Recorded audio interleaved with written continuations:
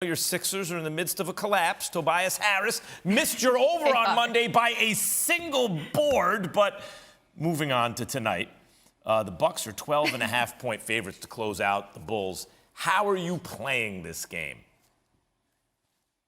First play I like is Giannis under 54.5 points, rebounds, and assists. Now, in this game, I think this is going to be a potential blowout, so I think Giannis will sit come that second half if they need to rest him. Now, as for the Bulls, they're without Zach LaVine and Alex Caruso. On top of that, their adjusted offensive rating is 88.9 in the past 2 games, and it's worth noting that Zach LaVine had a total of 39 points in the last 2 games. So I do like Giannis under par, but I have my eye on a player like Bobby Portis to go over his points prop at 14.5. He's been absolutely great the past 2 games. He's posted double-doubles in both of those matchups, and I continue to see his minutes increase, and I think he'll have success against the depleted Bulls squad for tonight. Always a way to find value. Also, the Warriors are 8.5-point favorites, Aaron, to close out the Nuggets at home. Are you all in on the Warriors tonight? I'm not crazy all in on them, but I do think that they will end up winning this game. But of course, there's not value on taking them on the money line. So I'm looking at a player prop in Steph Curry to go over 33.5 points and assists. His minutes continue to increase every single game this series. He played 37 minutes last game and easily hit over this number. Also went over this number in game 2, but I don't think it's going to be a walk in the park. There's some other markets that I have my eyes on. One of them being double result, Warriors. What's that? What does that mean for people that aren't, accustomed to this double result market? That means the Warriors need to be winning at halftime and also go on to win the game. Now, these odds are pretty juiced. So what I recommend is also looking at the Warriors' first half spread, -5. This line continues to move up on some of the books. But I will mention that the Warriors in that first 3 games, they were easily able to cover this number. They were up by an average of 9 points at the half. So those are 3 ways I think you can play this game tonight. But I think the Warriors clinch and Steph will have another big game. Thanks. On the world, late in the 3rd quarter last night, Ja did this to Malik Beasley. Oh, Ja. Oh, it seemed like a complete change of momentum the rest of the game. Then late in the 4th, Ja with the go-ahead. That's called a layup, but it doesn't do it justice, right? Gave the Grizzlies the Game 5 victory. He had a 3 before that to put him ahead. Kendrick Perkins with me, as you can see. I figured Ja was due to give him 30 and have a signature game and a win, right? I said that yesterday. But damn! Help the good people at home, please. Understand what we just witnessed. Well, what we just witnessed was when you mentioned Jason Tatum and Luka Doncic, you got to mention Ja Morant. Look, this young man is beyond special.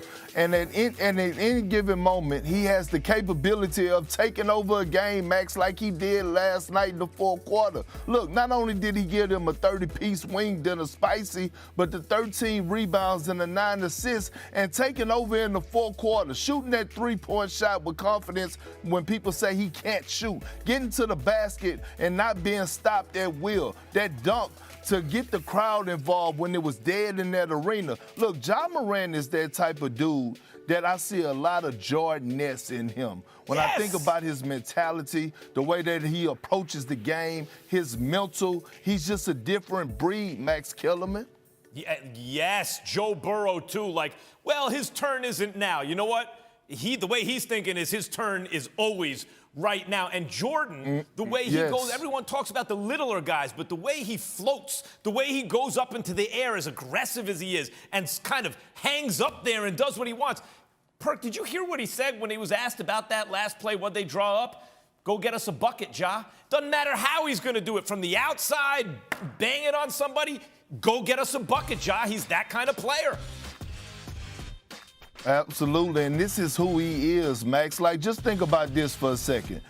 He won the Most Improved Award, right? Most Improved Player Award, and he gave it away to his teammate Desmond Baines because in Ja's mind, that award is somewhat beneath him. He wants to be in that MVP conversation. That's the award he wants to have. And when you have a guy like that with that type of confidence, that type of swagger, that type of good arrogancy about himself, look, this franchise is in great hands and everyone follows his lead. Minnesota had control over this game for the 3 quarters.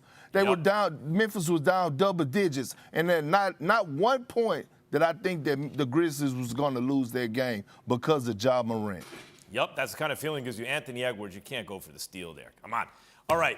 By the way, real quick, Perk, you look at this here. After last night's win, the Grizzlies just one win away from the conference semis and a potential meeting with the Warriors. Now, Memphis took the regular season series against Golden State 3-1.